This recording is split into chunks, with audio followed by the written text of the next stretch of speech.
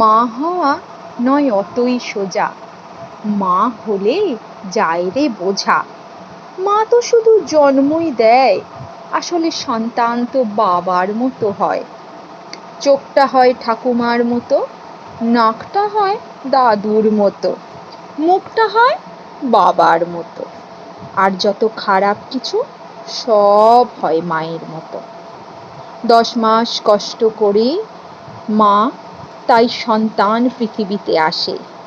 সবাই বলে সন্তানকে দেখে রেখো, মাকে আর কে ভালোবাসে।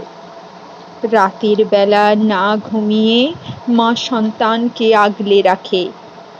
এটা তো সব মাই করে, এটাই শুনতে হয় সন্তানের মাকে। এ প্রান্ত থেকে ও প্রান্ত পেটটা ফালি করা থাকে, কত শত নিয়ম কানুন মানতে হয় সেই সদ্যজাত সন্তানের মাকে।